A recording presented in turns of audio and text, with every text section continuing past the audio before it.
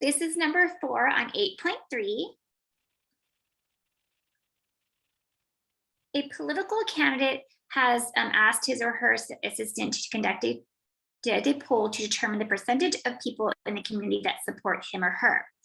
If the candidate wants a 7% margin of error at a 90% confidence level, what size of sample is needed? Be sure round accordingly. And they say the candidate would need to survey blank amount of people. So this is the formula that we use to figure out how many people we need to sample for a particular margin of error and particular confidence interval. So sometimes they will tell you, hey, in a previous study, we found the p-hat to be a certain value, and that's not the case in this situation. So they don't give us any p-hat whatsoever. They don't talk about any previous studies. So in this situation, it's kind of interesting, but basically, we need to find the smallest sample size that would do the job for us and get us the confidence level that we want to get. And so if we don't have any information about the sample proportion, we'll just do the worst case scenario. That is, we'll pick a sample proportion that maximizes this n value, which is 0.05. So that's what we're going to do. We're going to use 0.05, 0.5, and 0.5 for your for the p-hat here, because there's not one given. Okay, so use 0.05 when there is not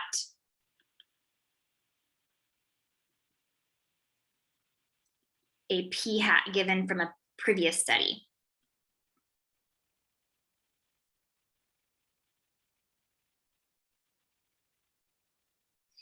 The thing is, we're okay if we give them a too large of a value to sample, that's okay. We need to make sure that we're not giving them a too small number. That would be where we make our mistake. But I mean, we don't just want to give them any too random large of number, because it costs money for everybody that they sample. It costs money, so we don't, we want to give them a good educated guess here. So we use 0.5 for the p-hat. For the E, we're going to be this 7%, and we turn it into a decimal. So 7%, and we move it twice to the left, becomes 0.07. And then this Z alpha over 2 is the only kind of thing that is just a little bit difficult to calculate. So just so that you know, this is how I always think about it. Okay, we need to figure out what Z alpha over 2 is. Okay. First of all, we need to figure out what is alpha.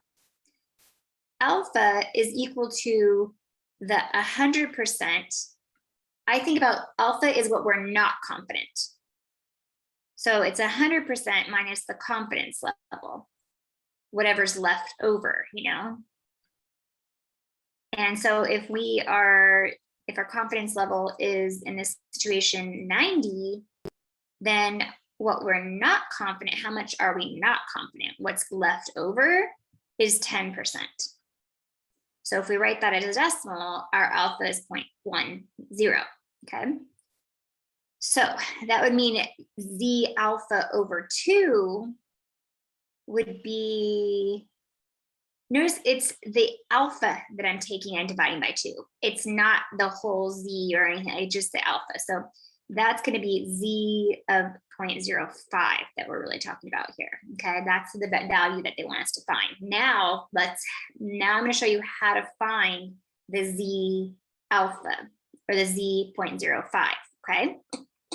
And the formula, basically, there's a formula that you can just write down whenever you're trying to find a we call this a critical value, the Z alpha over 2 value. And the T alpha over 2, when you're talking about the mean, they also call that critical value. But the way it goes is because by definition, this is the Z score such that there's alpha under the curve to the right, of this z-score. So I'm going to do an inverse norm function. And I'm going to put in the area under the curve to the left. Because that's the way this function and the inverse t function work. So that would mean the area under the curve to the left of this z alpha would be 1 minus alpha. And then I would have to put in the mean and standard deviation, I believe. And then that would give me the z-score that we're looking for. Okay, so that's just a general formula. Whenever you want to know z sub alpha, you do inverse norm, 1 minus alpha, 0, 1, and then you get that will be the answer. So let's go ahead and find that answer. And so our alpha, our number is 0.05. So we need to do 0. We need to do inverse norm 1 minus 0.05, 0 and 1. And then that's going to give us the answer to what z alpha over 2 is in our problem. So we grab the class calculator here.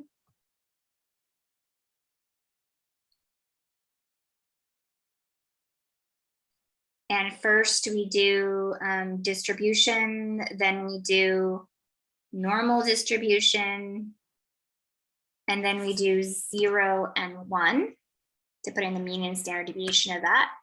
But then now, I'm gonna close off those parentheses, and then I do inverse distribution, inverse, and now I put the 1 minus, what was it, 0.05. And that's the number we're looking for, the 1.6448, or just lots of decimal places. And we could try to keep as many decimal places in this number as possible. So 1.6448, we might even want to keep more than that, but 1.6448, I'll keep it to 4 decimal places.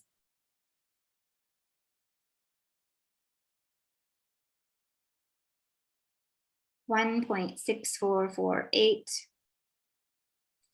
So that's what I'm plugging in. In place of this number, I'm plugging in 1.6448. I believe that's what the number was. Was it not?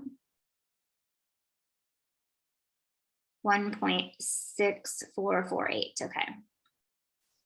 All right. And then now I can just simplify all this mess.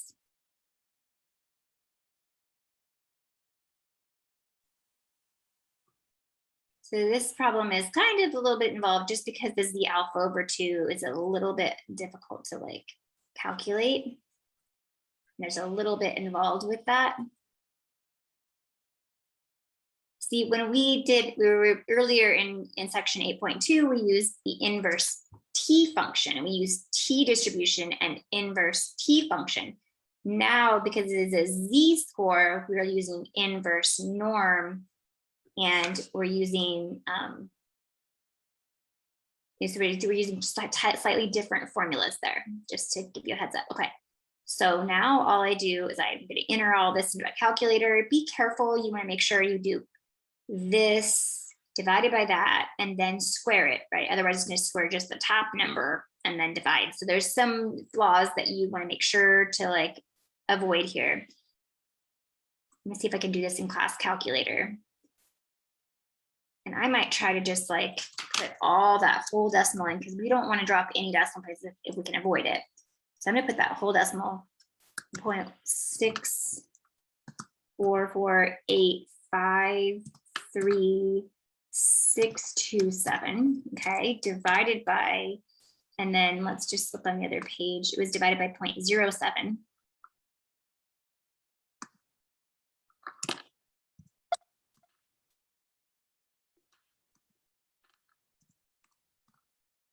Okay, and then we need to take that number. So I'm going to put in parentheses here around that division that I'm doing. And I want to, okay, there we go. Do that. And then now I do like I do shift 6 and it gives me like an exponent and you square all that. Okay, now I squared that. Okay. Now I can take in and now I'm gonna, so I sort of am doing this a little bit backwards because I just calculated this part. But now I'm going to multiply by this part and that part, but that's fine because 3 times 4 is 4 times 3. So that's fine. This was the more complicated one that I wanted to make sure I got correct.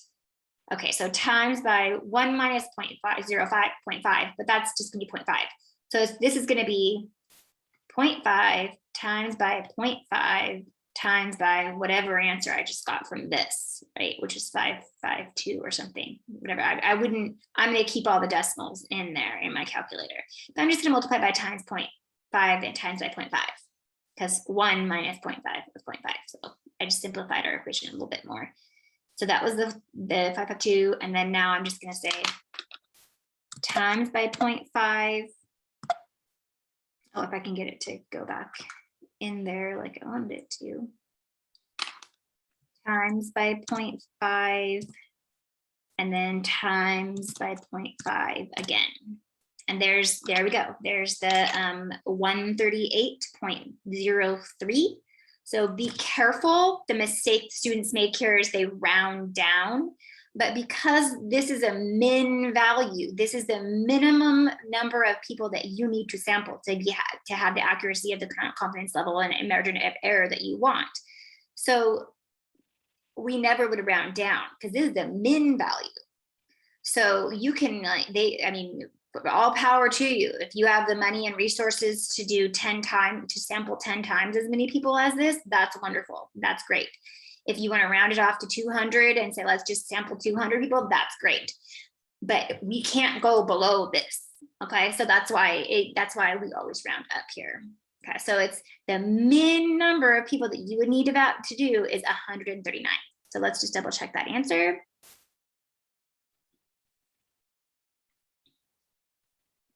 $139, and there you go. All right, okay, I hope that you found this really valuable. I know it's a little bit,